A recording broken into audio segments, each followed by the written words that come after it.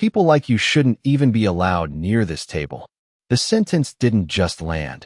It echoed, sharp and deliberate, cutting clean through the soft jazz drifting across the room. Conversations stopped mid-sentence. A glass paused halfway to someone's lips. Even the city lights beyond the floor-to-ceiling windows seemed to hold their breath. At the center of it all stood Jonathan Blake, 6'2", perfectly tailored suit, the kind of presence that didn't ask for attention, it demanded it. His eyes didn't look at Naomi Carter. They looked through her, like she was part of the furniture. Naomi stood still, one hand resting lightly on a polished silver tray, the other steady at her side. 23 years old, 5'6", calm, composed, invisible until now. The private dining room on the 48th floor of the Meridian Tower wasn't just expensive, it was engineered to impress. Italian marble floors, hand-blown glass chandeliers, a skyline view stretching miles across downtown, where money moved faster than traffic below. And seated around the curved mahogany table were the kinds of people who decided where billions of dollars flowed next. Investors, executives, power in tailored suits. And right in front of Naomi, placed slightly off-center on the table, was a leather-bound contract thick enough to change lives. A $3.5 billion acquisition deal. Jonathan adjusted his cufflinks, barely acknowledging the silence he'd created. Next time, he added, his voice smooth, almost amused, send someone who understands what's going on. A few quiet chuckles slipped out, nervous, uncertain, but eager to align with power. Naomi didn't react. Not immediately. She didn't lower her gaze. She didn't flinch. Instead, her eyes moved, just slightly, toward the contract. 1 second, maybe less, but long enough to notice something. A number, a clause, something that didn't sit right. She had learned long ago not to speak too quickly. Not in rooms like this. Not around men like him. Because people like Jonathan Blake didn't just control money, they controlled narratives. And in his version of the story, she was already dismissed. Already defined. Just a waitress. Just a background. Detail.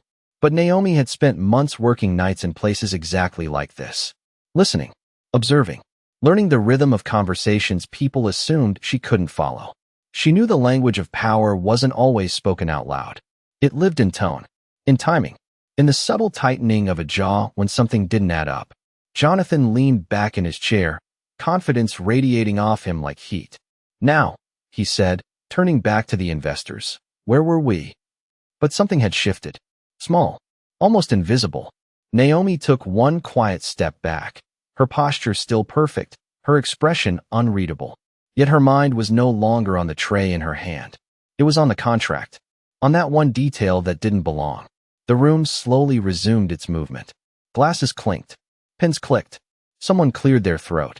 But beneath the polished surface, beneath the rehearsed confidence and million-dollar smiles, a different kind of tension had begun to build. Because in a room where everyone believed they understood power, no one had noticed the moment it started to change hands. Jonathan did not notice the shift at first. Men like him rarely did.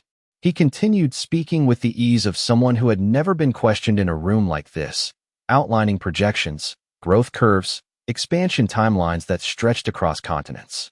His voice was steady, controlled, practiced. Numbers rolled off his tongue like certainty itself. Across the table, the investors nodded, some leaning forward, others scribbling quick notes, all of them following the rhythm he set. Because this was his stage. This was where he won. Naomi moved quietly along the perimeter, refilling a glass here, adjusting a place setting there, her steps soft against the marble floor. To anyone watching, she was exactly what Jonathan had decided she was. Invisible. But her mind stayed fixed on that contract. The number she saw was not dramatic. It was not bold or obvious. It was subtle, buried in a clause most people would skim past. A decimal point placed just slightly off. A projected liability understated by a margin that, to an untrained eye, looked harmless. But Naomi had spent enough late nights studying financial documents online, enough hours listening to executives argue over margins and risk, to know that small details were where real money lived or disappeared. And this one was wrong. Not a typo. Not an oversight. Something deeper. She slowed for half a second behind Jonathan's chair, her eyes flicking once more to the page as one of the investors turned it. There it was again. The same figure. Repeated. Reinforced. Her grip on the tray tightened just slightly. Not from fear. From certainty. At the table, a man in his early 60s, silver hair and sharp eyes, tapped his pen lightly against the document. "Jonathan," he said, voice calm but measured. "Can you walk us through the risk allocation on page 42? Jonathan smiled, confident. "Of course," he said, reaching forward without hesitation. He flipped to the page with practiced ease, not even glancing down for more than a second before speaking. "As you can see, the exposure is minimal.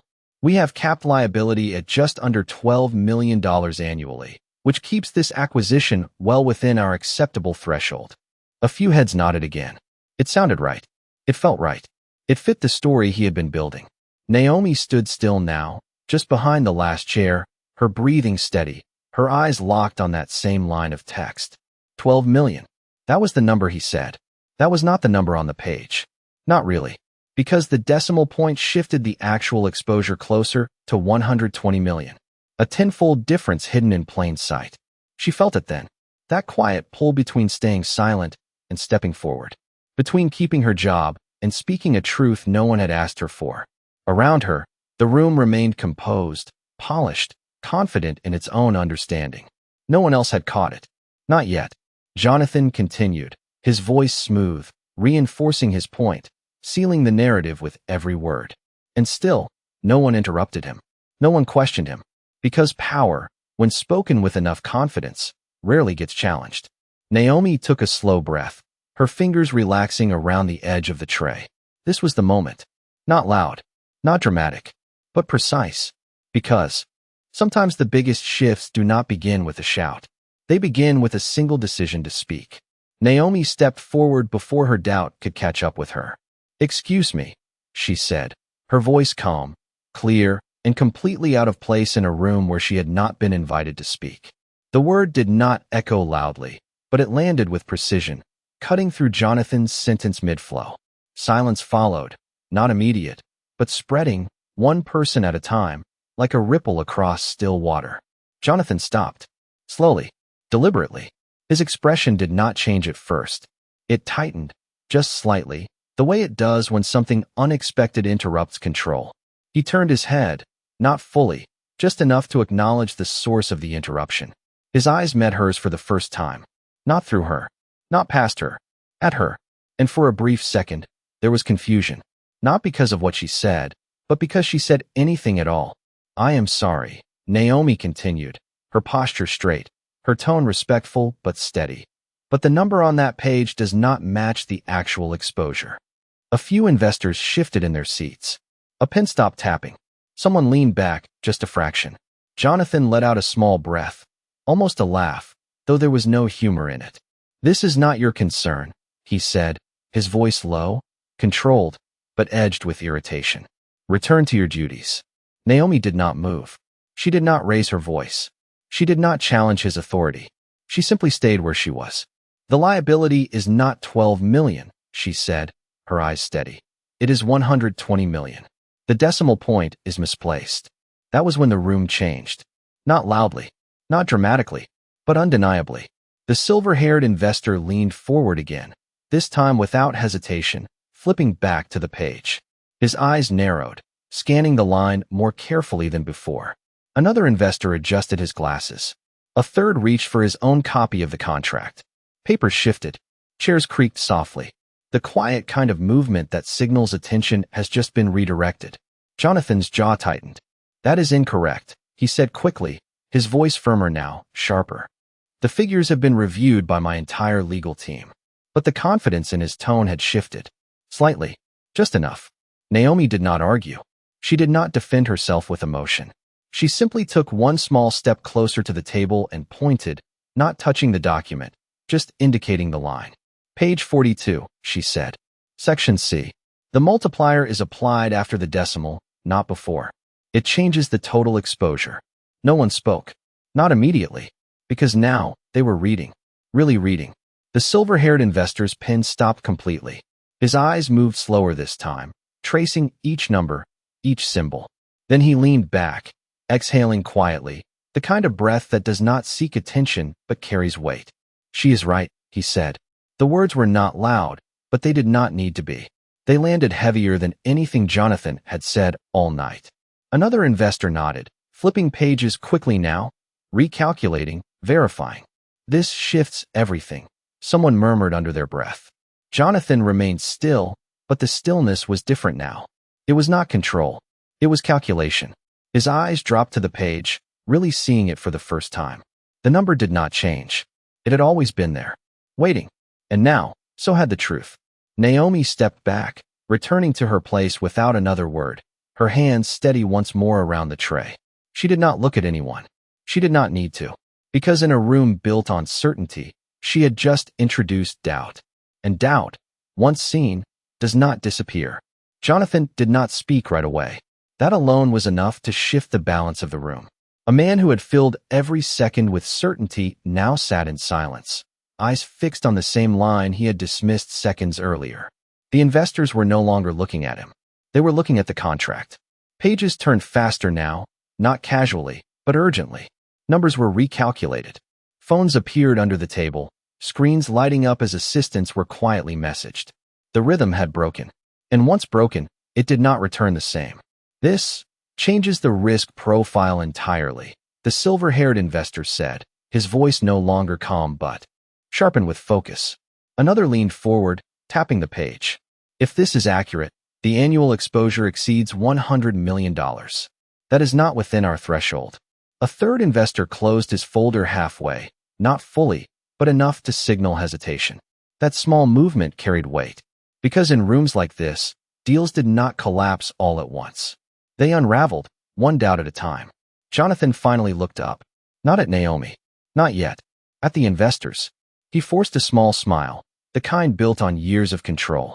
Let us not overreact, he said, his tone measured, attempting to pull the room back into alignment. This is a formatting inconsistency, easily corrected. But no one nodded this time. No one followed his lead. Because now they had seen it for themselves. And seeing changed everything. The silver-haired investor leaned back slowly, folding his hands. A formatting inconsistency that increases liability tenfold is not minor, he replied. It is structural. The word landed heavier than any insult. Structural meant foundational. It meant the problem was not cosmetic. It meant the deal, as presented, could not be trusted.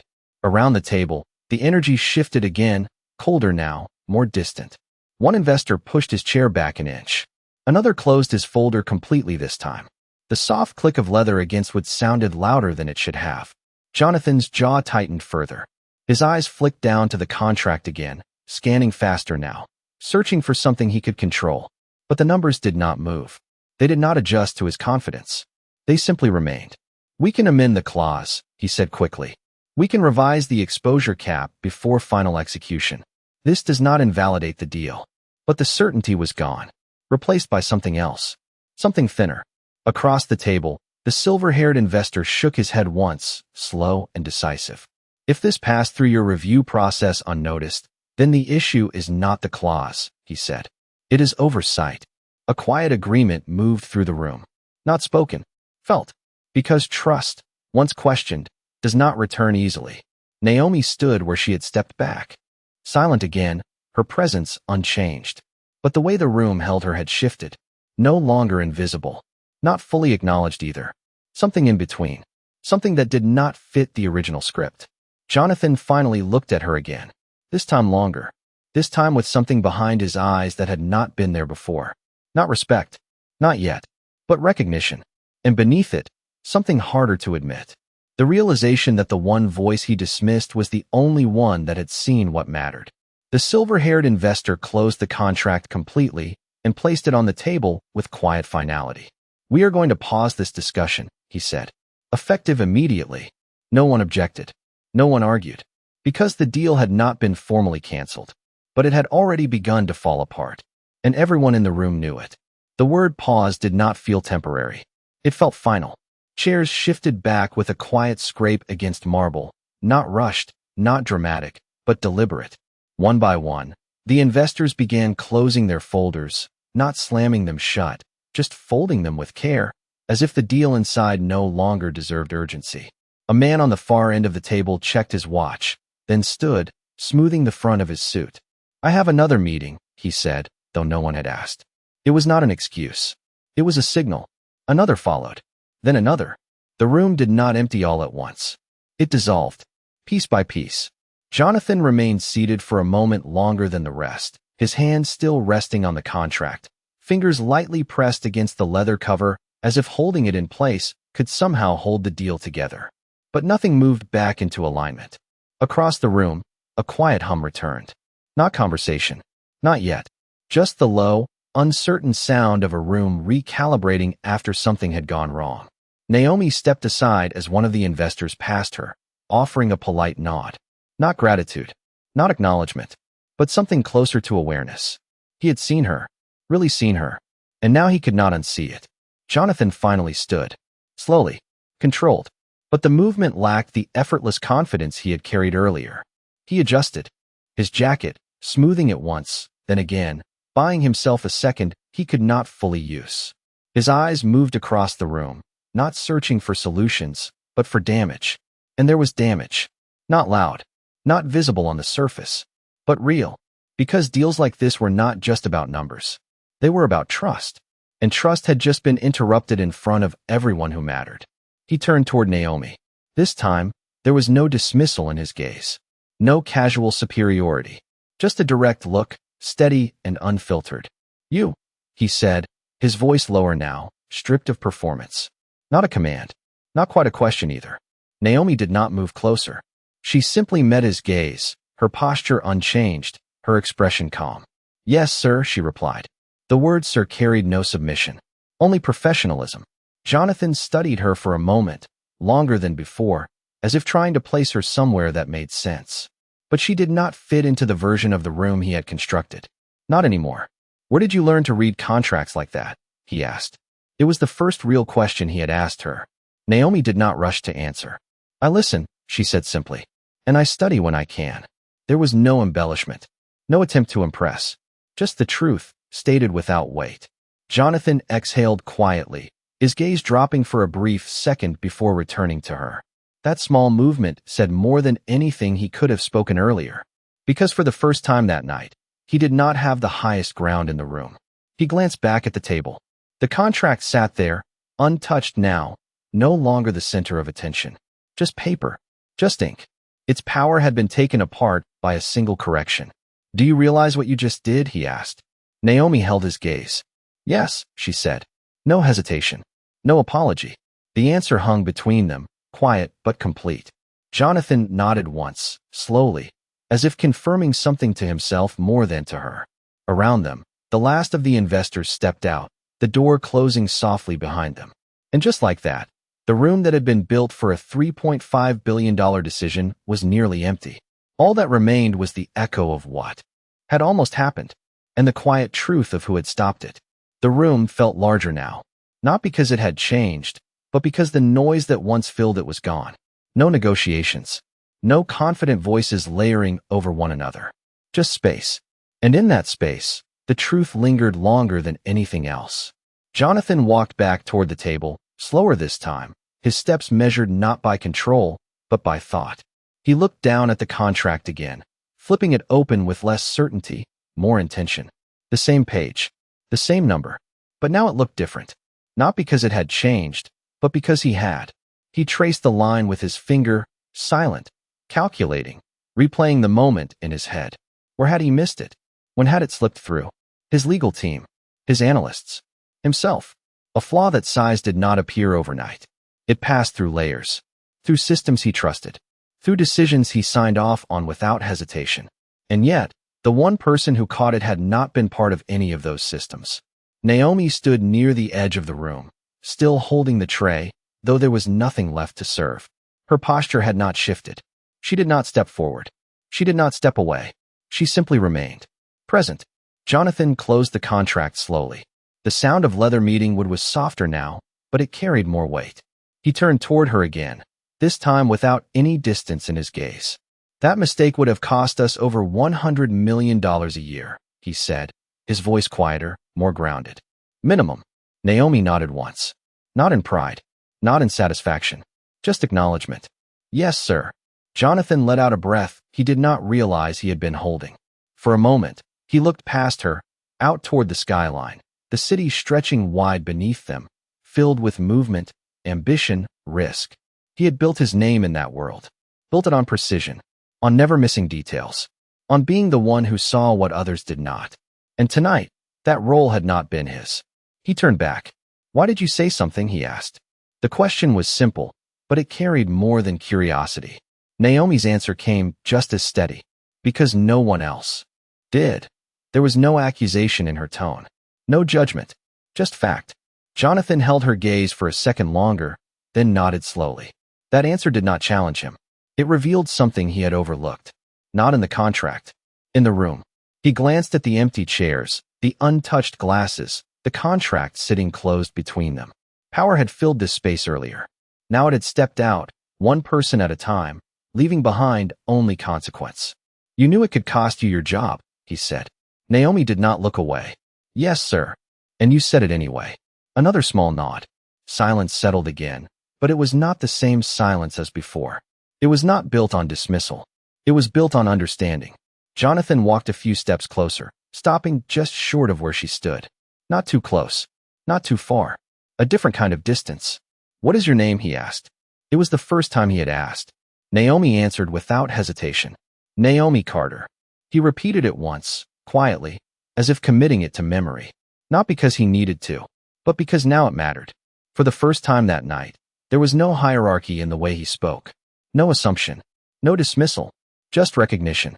Because in a room where billions had almost moved, the only thing that had truly shifted was perspective. And Jonathan Blake was just beginning to understand how much that was worth. The name lingered in the air longer than expected. Naomi Carter. It did not sound extraordinary. It did not carry status or reputation or weight in financial circles. And yet, in that moment, it carried more influence than any title that had been spoken in that room earlier. Jonathan turned slightly, his eyes drifting back toward the empty table, then to the skyline beyond. The city moved as it always did. Cars flowed in steady lines. Lights blinked in distant towers. Deals were still being made somewhere, numbers still being signed, decisions still unfolding. But not here. Not tonight. Not anymore. "You changed the outcome of this entire meeting," Jonathan said, his voice quieter now, less like a declaration and more like a realization spoken out loud. Naomi did not respond immediately. She shifted the tray in her hands, adjusting her grip, grounding herself in something familiar. "I pointed out a number," she said simply. Jonathan let out a faint breath, almost a smile, though it did not quite reach his eyes. "It was never just a number," he replied. He stepped closer to the table again, placing one hand lightly against the surface, his fingers brushing the edge of the closed contract. "That deal would have moved $3.5 billion, he continued. "And every person in this room trusted it without question." He paused, then added, "Including me." Naomi watched him, not with judgment, not with sympathy, just with quiet attention. Because this moment was not about proving him wrong. It was about something else, something deeper. Jonathan straightened, turning fully back toward her. "Do you know why they walked out?" he asked. Naomi considered the question, her eyes steady. "Because they saw a risk," she answered. Jonathan nodded once. "Yes," he said, "but not just financial risk." He took a step forward, his tone sharpening slightly, not in anger, but in clarity. "They saw a flaw in leadership, in process, in trust." The words were not defensive. They were precise, measured. For the first time, he was not trying to control the narrative. He was dissecting it. Naomi absorbed that quietly. She had seen moments like this before, not in boardrooms, but in smaller ways. The moment when someone realized they were not as certain as they believed. The moment when confidence met truth and had to adjust. Jonathan's gaze held hers, searching, not for validation, but for something he could not quite define. "You understood that," he said, "before anyone else in this room did." Naomi shook her head slightly. "I noticed something," she replied. Understanding came after. That answer landed differently, because it removed the idea of talent as something distant or unreachable. It reframed it as attention, as effort, as discipline. Jonathan looked at her for a long second, then nodded slowly, as if recalibrating something internal. "How long have you been working here?" he asked. 8 months, Naomi said. "Evenings and weekends." Jonathan processed that, his expression tightening just slightly, not in disapproval, but in recognition of a gap. 8 months. That was all it had taken for someone outside his system to see what his entire structure had missed. He glanced down at the contract once more, then back at her. "You said you study," he said. "What does that mean?" Naomi hesitated for the first time, not out of fear, but because the answer felt smaller than the moment. "Online courses," she said. "Financial literacy, contracts, business law basics. Whatever I can access." Jonathan's brow lowered slightly, not in confusion, but in focus. "On your own time," he said. It was not a question. Naomi nodded. "Yes, sir." Silence followed again, but this time it carried a different kind of weight. Not tension, not uncertainty, something closer to possibility. Because in a room that had just lost a deal worth billions, something else had quietly gained value, and neither of them could ignore it anymore. Jonathan did not respond immediately. Instead, he walked slowly around the table, his fingertips brushing the back of one of the empty chairs as he moved, as if grounding himself in something physical while his thoughts recalibrated. 8 months. Online courses. Late nights. That was the foundation behind the moment that had just unraveled a $3.5 billion deal. It did not fit the model he trusted. It did not follow the structure he built his empire on. And that was exactly the problem. He stopped near the head of the table, the same place he had commanded the room earlier, but now the position felt different. Less elevated. More exposed. He turned back toward Naomi, studying her again, not as staff, not as background, but as a variable he had failed to account for. "You were not part of this process," he said, his voice thoughtful, not dismissive. "You were not in the meetings, not in the briefings, not in the legal reviews. And yet you saw what none of us did." Naomi shifted her weight slightly, still holding the tray, though now it felt more symbolic than functional. "I was in the room," she said quietly. Jonathan paused at that. It was a simple correction, but it reframed everything. Being in the room did not require a title. It required attention. He let out a slow breath, nodding once as the realization settled deeper. "Yes," he said. "You were." The silence that followed was no longer heavy. It was clear, focused, the kind of silence that comes after something has been understood. Jonathan moved back toward the contract, opening it once more, but this time not to defend it, to learn from it. His eyes scanned the page again, slower, more deliberate, as if retraining himself to see. "Most people in this room," he said without looking up, "have years of experience, degrees, teams behind them. They rely on systems to catch errors like this." He lifted his gaze back to her. "You relied on yourself." Naomi did not react to the statement as praise. She simply held his gaze, steady. "Systems are built by people," she said. "They miss things."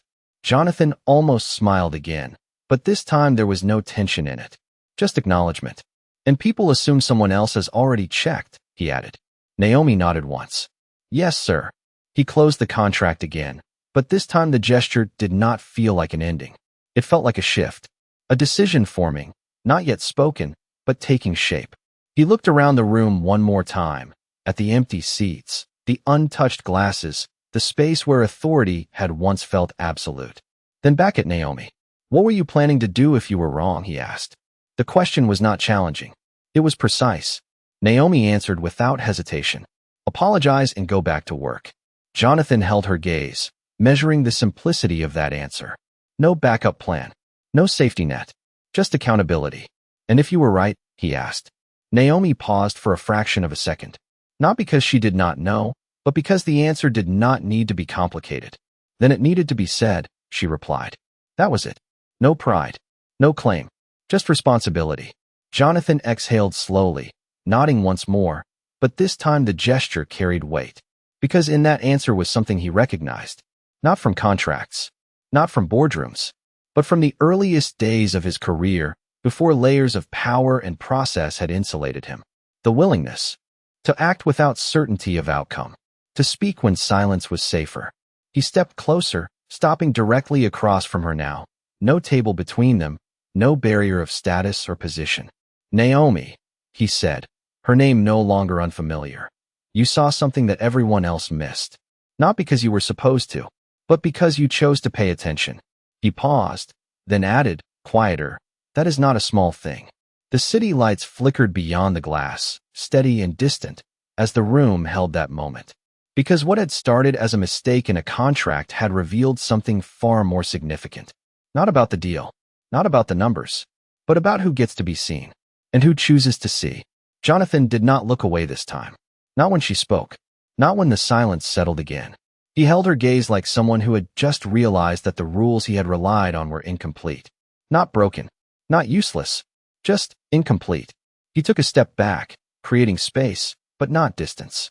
A different kind of respect was forming, not declared, not announced, but present in the way he no longer spoke over her.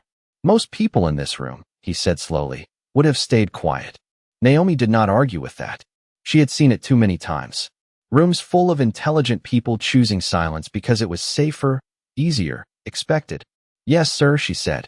Jonathan nodded once, as if confirming something already clear. They would have assumed someone else would catch it. Someone with authority. Someone with a title. His voice carried no judgment now, just observation. He glanced again at the empty chairs, then back to her. But you did not wait. Naomi shifted the tray slightly, the metal reflecting the soft light from above.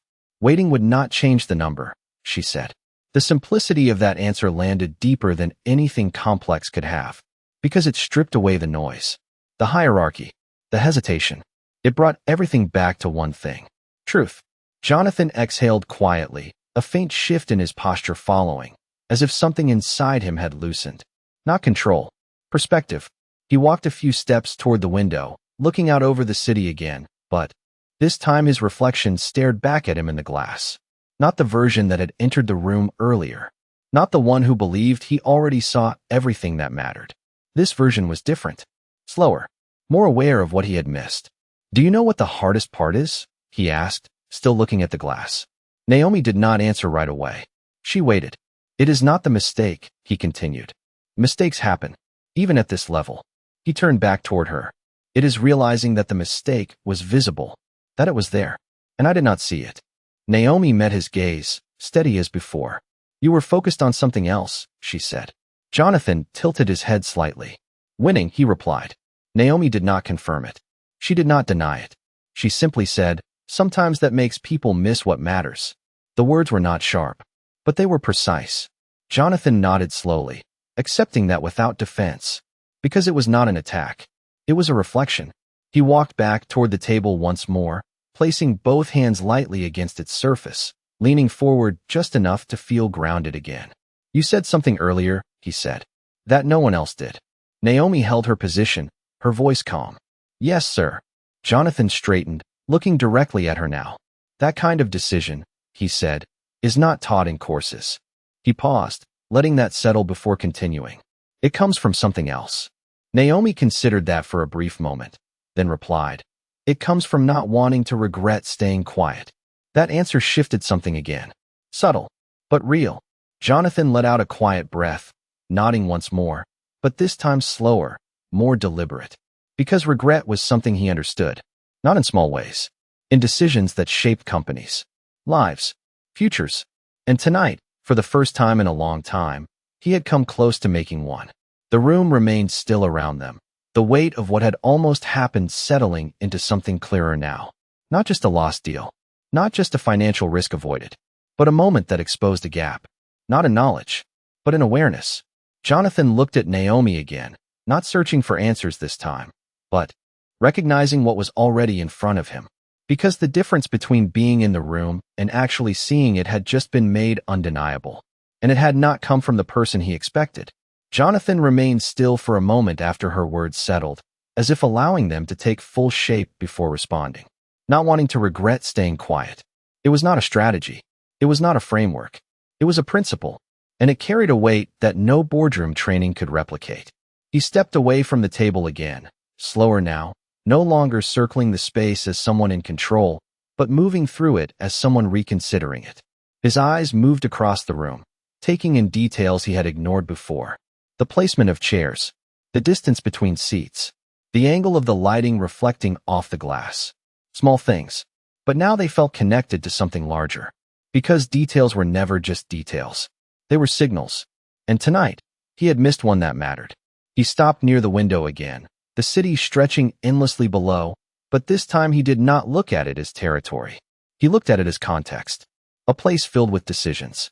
Some made quickly, some made carefully, and some, like tonight, almost made incorrectly. I built my reputation on seeing what others miss, he said, his voice quieter, more reflective than it had been all evening. Patterns, risks, opportunities. He paused, his reflection faint in the glass. And tonight, I missed something that was right in front of me. Naomi did not interrupt. She did not offer reassurance. She simply stood there, present, allowing the moment to exist without needing to fix it. Jonathan turned back toward her, his posture no longer rigid, but grounded. That does not happen often, he added. Naomi met his gaze calmly. It happens, she said. Jonathan gave a small nod, accepting that without resistance. Because the truth did not need to be softened. He walked back toward the table again, stopping at the exact place where he had first addressed the investors earlier that night. The difference was clear now. Before, he had owned the room. Now he understood it. And those were not the same thing. You said you study contracts, he continued, his tone steady. Why? Naomi adjusted her grip on the tray once more, a subtle grounding motion before she answered. Because I wanted to understand how decisions like this are made, she said, and what they actually mean. Jonathan tilted his head slightly. Most people do not think about that from your position, he said. Naomi did not react to the phrasing. She focused on the meaning. Most people are not given access, she replied. So they do not think they are allowed to understand. That answer shifted something again. Not dramatically, but enough. Because it revealed a boundary that had never been written, but always enforced. Who gets to understand? Who gets to question? Who gets to speak? Jonathan absorbed that quietly, his expression tightening just slightly, not in disagreement, but in recognition of something he had never had to consider. He looked at her again, this time without any filter. And you decided that did not apply to you, he said. Naomi shook her head faintly. I decided I did not want to stay where I started, she answered. There was no defiance in her tone, just direction. Jonathan let out a slow breath, the kind that carries acceptance more than tension. Because ambition, when stripped of noise, often sounds exactly like that. Simple, direct, unapologetic. He glanced once more at the contract, then back at her. That decision, he said, put you in a position to see what an entire room missed. Naomi held his gaze. It put me in a position to notice, she said. Jonathan nodded once more, slower this time, as if each piece of the conversation was settling into place. Because what had happened tonight was no longer about a mistake. It was about perspective, about who pays attention, about who assumes they already know enough. And as the room stood quiet around them, the difference between those two approaches had never been more clear. Jonathan stood there a moment longer, letting the weight of the conversation settle into something solid, something that could not be ignored or explained away. The room had not changed physically, but its meaning had shifted completely. It was no longer a place where power had been demonstrated.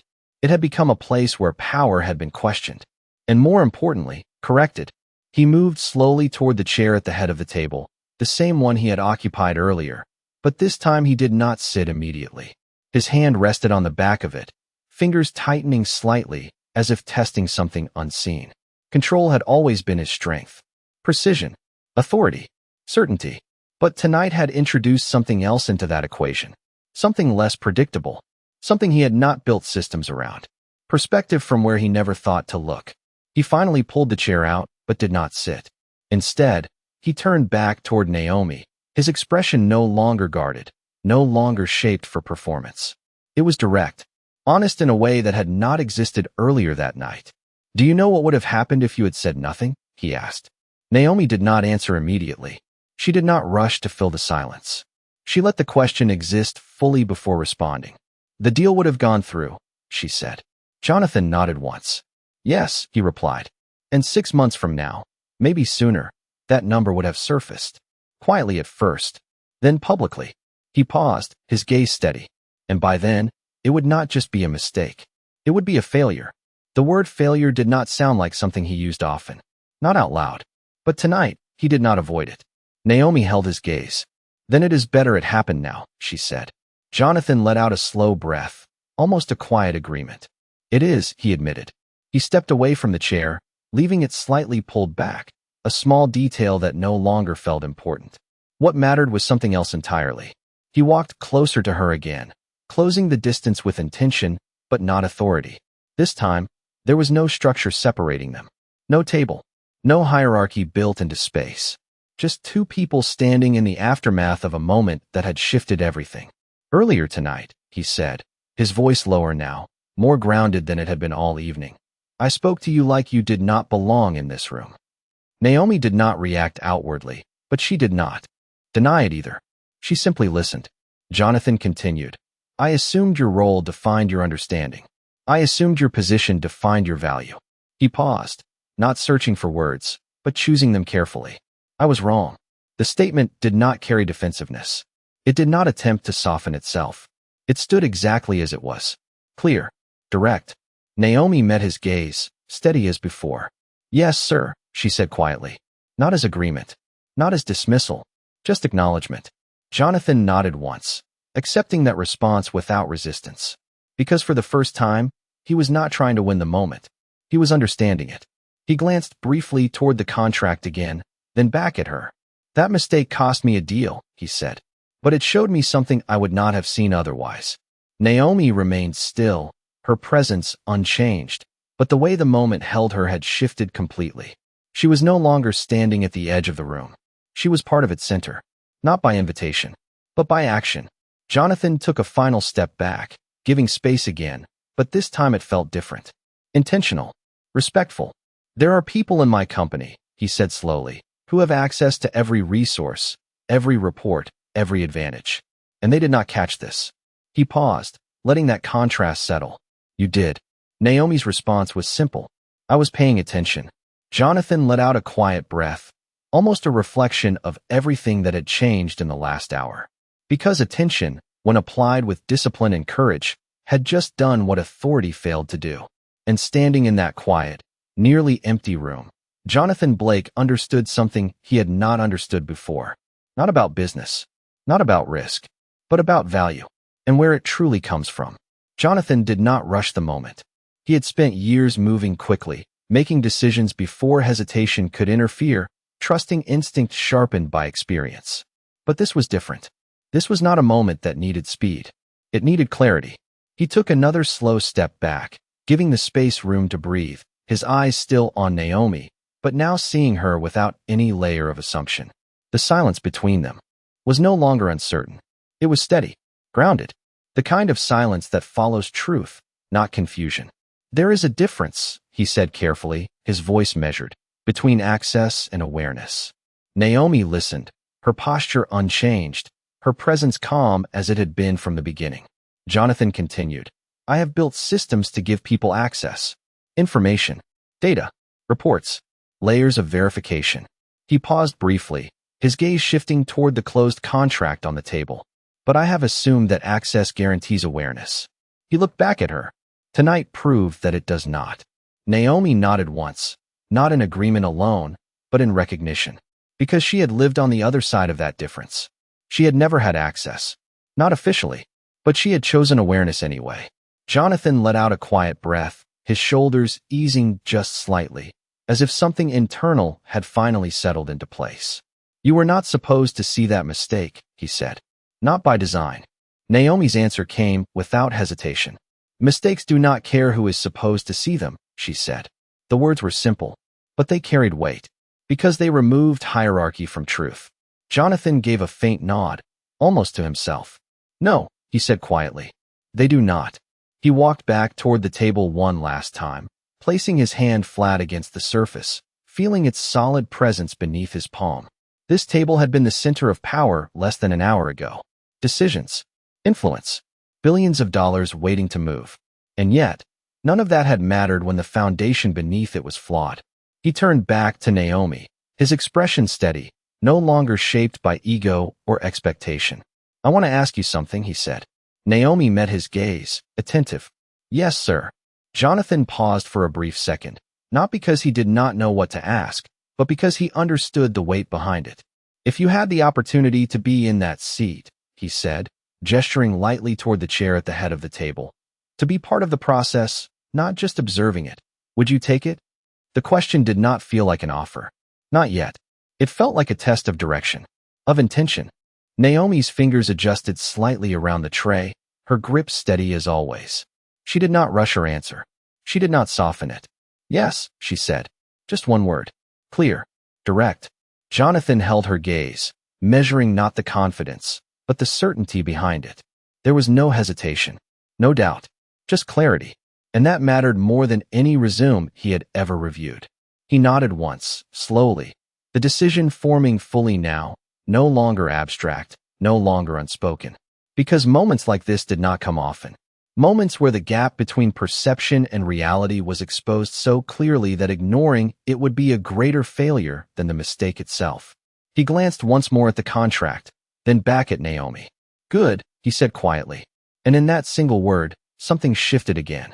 Not loudly, not dramatically, but decisively. Because what had started as a correction had become something else entirely. Not just a lesson, not just a realization, but the beginning of a change neither of them had planned for, but both now understood was necessary. Jonathan did not look away as the words settled between them. Good. It was not approval. It was not relief. It was a decision. The kind that did not need to be repeated to become real. He straightened slightly, his posture no longer carrying the weight of authority alone, but something quieter, more deliberate. The room around them remained still, the skyline beyond the glass continuing its steady rhythm, indifferent to what had just shifted inside this space. But inside, everything had changed. Jonathan walked back toward the head of the table one last time, not to reclaim it, but to acknowledge what it had represented. He placed his hand lightly on the chair, then stepped past it, leaving it where it was. Tomorrow, he said, turning back to Naomi, his voice calm and certain, my office will contact you. Naomi did not react with surprise. She did not ask questions. She simply listened. Jonathan continued, not for a job like this, he added, his eyes briefly acknowledging the tray in her hands before returning to her face. For a different kind of position. He paused, letting the meaning form without needing to explain. Every detail, one where your ability to see matters.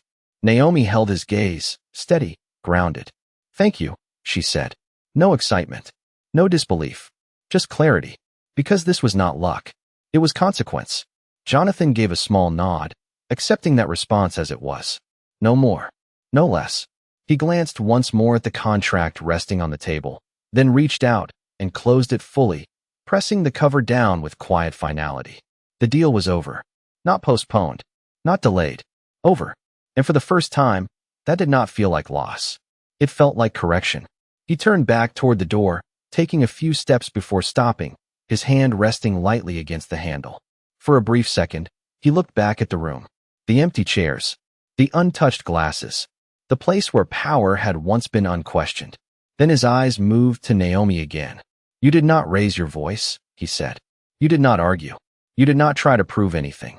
He paused, his expression steady. You just saw it. And said it. Naomi did not respond. She did not need to. Jonathan nodded once, as if closing a thought that had taken shape over the past hour. That is rare, he said quietly. He opened the door, the soft click breaking the stillness, but not the weight of the moment. Then he stepped out, leaving the room behind. Naomi remained where she was for a moment longer, the tray still in her hands, the silence now hers. She looked at the table, at the contract, at the space that had nearly moved billions of dollars based on something no one had questioned. Then she turned, walking toward the service door with the same steady pace she had entered with. No rush, no hesitation, just movement. Because nothing about her had changed. Not her position, not her routine, not yet. But something else had. Something that did not need a title to exist. She pushed the door open, the sounds of the kitchen returning softly, grounding, familiar. And as she stepped through, one thing remained clear. He had the money. He had the power. But tonight, she had something else. She had the truth. And in that room, at that moment, that was the only thing that mattered.